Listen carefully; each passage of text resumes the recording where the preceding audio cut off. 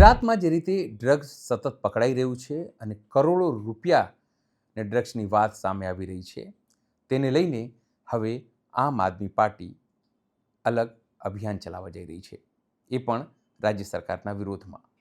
તર્ક અપાય છે કે ડ્રગ્સ આવે છે, પકડાય છે, પણ કોના ત્યાં જવાનું છે એ પોલીસ શોધી શકતી નથી. નમસ્કાર, હું છું ચિંતામણી પુત્ર અનિલ પટેલ. સ્વાગત છે આપનો અમારા વિશેષ કાર્યક્રમમાં. આ જ મુદ્દે આમ આદમી પાર્ટીના નેતા બ્રિજરાજ સોલંકીએ સરકાર ઉપર અને ખાસ કરીને હર્ષ સંઘવી ઉપર આકરા પ્રહારો કર્યા છે. આવો સાંભળીએ બ્રિજરાજ સોલંકીએ શું કહ્યું. મિત્રો, આજે ગુજરાતની અંદર તાજેતરમાં સમાચાર આવી રહ્યા છે કે ગુજરાતમાં છેલ્લા 6 વર્ષમાં 1.30 લાખ કિલોનું ડ્રગ્સ ગુજરાતની અંદર ઝડપાયું છે. એમાં 70,000 કરતાં પણ વધારે કિલોનો ગાંજો, 65,000 કરતાં પણ વધારે કિલોનું અફીણ ગુજરાતની અંદર પકડાણું છે. ત્યારે ગુજરાતનું જે યુવાધન છે દિવસે ને દિવસે બરબાદ થઈ રહ્યું છે, ખોખલું થઈ રહ્યું છે.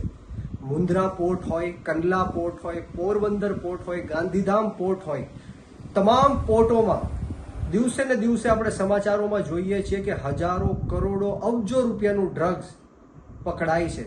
ત્યારે હું ચોક્કસપણે માનું છું કે આ માત્ર અમુક ટકાનું ડ્રગ્સ પકડીને સરકાર વાહવાઈ મેળવે છે, પરંતુ પડદા પાછળ હજારો, લાખો, અબજો રૂપિયાનું ડ્રગ્સ ગુજરાતની અંદર ફેલાઈ રહ્યું છે અને દેશની અંદર જઈ રહ્યું છે.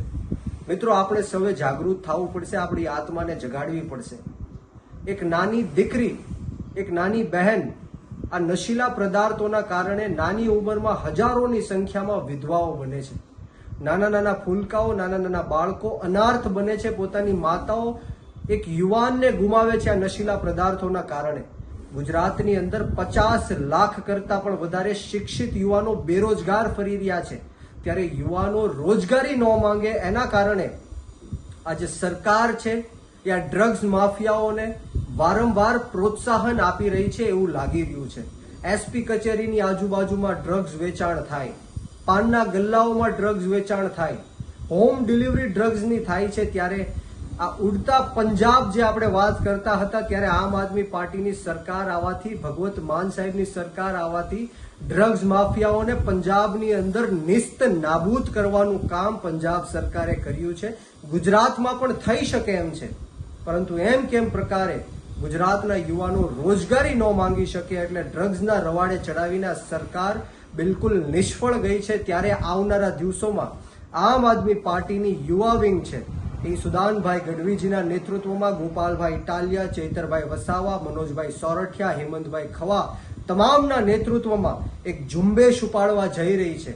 અમે કેમ્પેન લોન્ચ કરવા જઈ રહ્યા છે અને આ કેમ્પેનનું નામ છે ડ્રગ્સથી આઝાદી.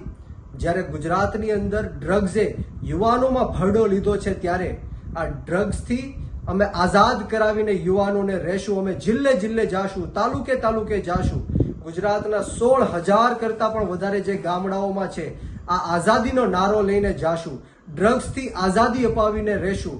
આવનારા દિવસોમાં ગુજરાતના યુવાનોમાં એ તાકાત છે, હિંમત છે, એ લોકો સક્ષમ છે, ખૂબ આગળ વધી શકે એમ છે. પરંતુ એમ કેમ પ્રકારે ગુજરાતની જે આ સરકાર છે, ભારતીય જનતા પાર્ટીની સરકાર છે, એ યુવા વિરોધી સરકાર છે. અત્યારે યુવાનો સાયબર ક્રાઇમ લઈ લ્યો, ગેમ્બલિંગ લઈ લ્યો, ગેમિંગ લઈ લ્યો, આવા અનેક મુદ્દાઓથી ત્રાહિમામ પુકારી ચૂકી છે.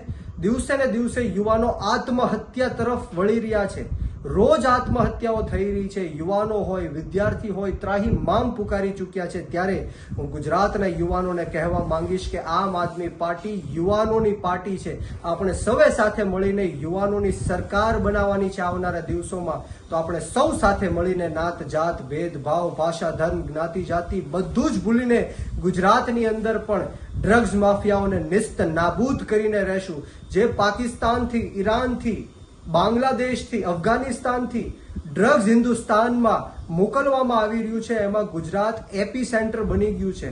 એન્ટ્રી પોઈન્ટ ગુજરાતને બનાવવામાં આવ્યું છે. ત્યારે આ સરકાર બિલકુલ નિષ્ફળ ગઈ છે. ત્યારે આ સરકારની સામે આપણે વિરોધ કરીને આવનારા દિવસોમાં ગાંધી ચિંધ્યા માર્ગ ઉપર અને જરૂર પડે તો શહીદ આઝમ સરદાર ભગતસિંહના માર્ગ ઉપર પણ આપણે ગાંધીનગર જઈને વિધાનસભા ઘેરાવાનો પણ પ્લાનિંગ કરીશું અને આ ગુજરાતની અંદરથી યુવાનોને ડ્રગ્સથી આઝાદી મેળવીશું. જય જવાન, જય કિસાન, જય યુવાન, ભારત માતા કી જય. નશાના કારોબાર મુદ્દે અને જે રીતે આમ આદમી પાર્ટીના નેતાઓ હવે આને લઈને ખાસ અભિયાન ચલાવવાના છે તેને લઈને આપ શું વિચારો છો જરૂરથી અમારા કોમેન્ટ બોક્સમાં કોમેન્ટ કરજો. એ સિવાય અમારી યુટ્યુબ ચેનલને આપ લાઇક કરો, સબસ્ક્રાઇબ કરો, બેલ આઇકન દબાવો. સાથે અમારી વેબસાઇટ છે www.gujaratplus.in, ત્યાં પણ જઈને તમે વધુ અપડેટ થઈ શકો છો. અત્યાર માટે બસ આટલું જ. નમસ્કાર.